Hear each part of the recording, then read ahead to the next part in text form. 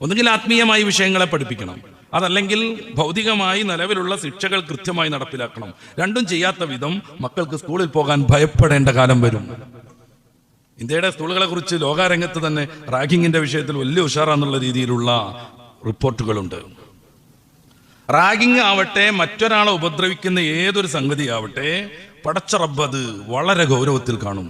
മഹാനായ റസൂലുള്ളാഹി സ്വല്ലല്ലാഹു അലൈഹി വസല്ലം ഹജ്ജത്തുൽ വിദാഇന്റെ പ്രഭാഷണത്തിൽ പോലും വളരെ വ്യക്തമായി പ്രഖ്യാപിച്ചു, നിങ്ങൾ ഓരോരുത്തരുടെയും ആത്മാഭിമാനം ചിരട്ടമാലിട്ടിട്ട് സ്കൂൾ കൂടി കൊണ്ടുനടക്കരുതെന്ന്, മുണ്ട് കീറിയിട്ട് ആ മുണ്ടുടുപ്പിക്കാൻ നിർബന്ധിപ്പിക്കരുതെന്ന്, മലം ചേർത്ത് വസ്ത്രം വൃത്തികേടാക്കിയിട്ട് ആ വസ്ത്രം ധരിച്ചുകൊണ്ട് സ്കൂൾ ആസകലം നടക്കാൻ ഒരിക്കലും നിർബന്ധിക്കരുതെന്ന്. ആത്മാഭിമാനം വളരെ പ്രധാനമാണ്. ആത്മാഭിമാനം ലംഘിക്കുന്ന ഒരു പരിപാടി ഉണ്ടാകാൻ പാടില്ല. സമ്പത്ത് ഒരാളുടേത് നിങ്ങൾ അപഹരിക്കാൻ പാടില്ല, ഒരാളെയും നിങ്ങൾ ആക്രമിക്കാൻ പാടില്ല. അതായത് ധനം, രക്തം, ആത്മാഭിമാനം ഇത് മൊത്തം നിങ്ങൾക്ക് നിഷിദ്ധമാകുന്നു. മറ്റൊരാളുടേത് നിങ്ങൾ അത് ഏറ്റെടുക്കാൻ പാടില്ല എന്ന് നിരവധിയായ ഹദീസുകളും ആയത്തുകളിൽ നിന്നും നമുക്ക് ഈ അക്രമങ്ങളുടെ ഭീകരത മനസ്സിലാക്കാൻ പറ്റും. റസൂലുള്ളാഹി സ്വല്ലല്ലാഹു അലൈഹി വസല്ലം തങ്ങൾ പറഞ്ഞു, ബുഖാരി തങ്ങളും മുസ്ലിം തങ്ങളും ഒക്കെ നിവേദനം ചെയ്യുന്ന ഹദീസ്, അക്രമം എന്ന് പറഞ്ഞാൽ അന്ത്യദിനത്തിലെ അന്ധകാരമായിരിക്കും എന്നാണ്. ഖിയാമത്ത് നാളിൽ ആകെ ഇരുട്ടുപിടുങ്ങുന്നു, മുന്നോട്ട് നടക്കാൻ കഴിയില്ല. അക്രമകാരി വല്ലാതെ ബുദ്ധിമുട്ടായി പോകുന്നു. 7 ഭൂമിയുടെയും അത്രയ്ക്ക് അവനെ ചുറ്റിബന്ധിക്കുമെന്ന് ഇമാം ബുഖാരി തങ്ങൾ തന്നെ നിവേദനം ചെയ്യുന്ന മറ്റൊരു ഹദീസിൽ കാണാം.